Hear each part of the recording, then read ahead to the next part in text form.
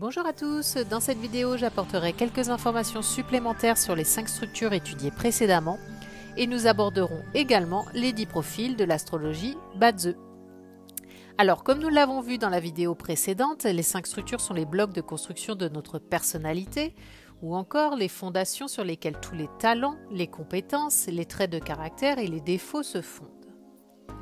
Les structures et leur dynamique nous montrent notre modus operandi et nous donnent des indices sur la façon dont nous nous comportons, sur nos objectifs généraux et nos aspirations, et si nous avons ce qu'il faut pour les atteindre. Les structures de caractère sont des extensions du maître du jour et peuvent être divisées en 3 groupes. Tout d'abord, nous avons ressources et ego qui appartiennent au groupe soutien. Ressources fournit les capacités d'apprentissage et les compétences, tandis que ego fournit la force physique et les capacités de réseautage au maître du jour. Il y a ensuite richesse et pouvoir qui appartiennent au groupe objectif et représentent les aspirations. Généralement, nous nous efforçons d'atteindre ces 2 structures car soit nous voulons avoir assez d'argent pour vivre confortablement, être financièrement indépendant et subvenir aux besoins de notre famille, ce que nous voyons au travers de l'élément richesse dans notre thème, soit nous voulons avoir une position dans la société afin de pouvoir présenter nos idées et initier le changement, ce que nous voyons au travers de l'élément pouvoir. Si ces 2 objectifs ne sont pas réalisables, nous aurons alors des difficultés à réussir et devrons compter sur les autres pour nos besoins vitaux, quelle que soit notre scolarité ou notre talent. Enfin, la structure production appartient au groupe création et agit comme un lien entre le groupe soutien et le groupe objectif. L'élément production est essentiel car il nous donne la capacité de présenter nos compétences et nos idées. Sans production, il est assez difficile de faire ce pont vers la richesse et le pouvoir. Cela étant dit, dans certains cas, il est possible pour la personne d'atteindre ses objectifs sans production, mais elle aura généralement un chemin plus difficile. Alors si les structures nous donnent la matrice principale du caractère d'une personne, les 10 profils, eux, vont nous permettre de creuser un peu plus profondément. Voyons tout d'abord comment nous les déterminons. Comme vous le savez, les relations créées par les 5 éléments définissent des rapports particuliers entre les troncs célestes du thème. Ces rapports vont créer 10 relations que nous appelons déités.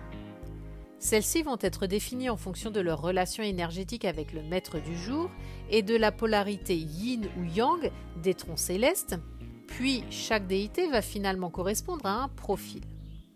Le tableau affiché à l'écran vous montre les relations qui déterminent ces fameuses déités et les profils correspondants. Référez-vous à présent à la seconde page de votre charte Bazi afin de connaître votre profil principal ainsi que les déités qui composent votre thème. Et comme vous pourrez le constater, les noms des déités sont écrits en anglais. C'est un choix personnel que j'ai fait tout simplement car je trouve leur traduction anglaise bien plus explicite que la française. Alors dans ma prochaine vidéo, je décrirai en détail les caractéristiques de chaque profil, mais en attendant, voyons les traits généraux qui s'en dégagent. Les profils pionniers, guerriers et philosophes représentent un type de comportement progressiste, individualiste et rebelle. Si vous avez ce type de profil, cela signifie que vous ferez toujours les choses à votre façon et suivrez rarement la majorité.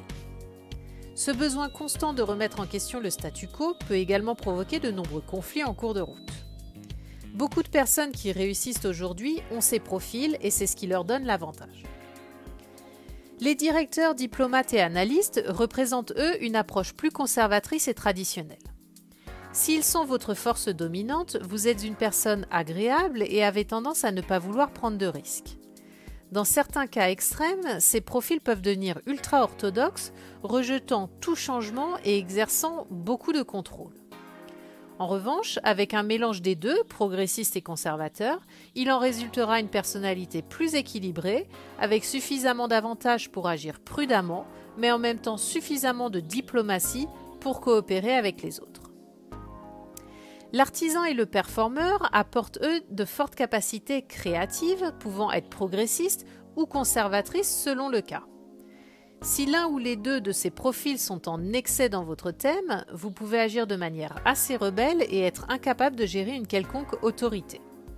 Vous rechercherez la liberté créative ultime et la capacité de vous exprimer sans restriction, ce qui pourrait conduire à de nombreux conflits.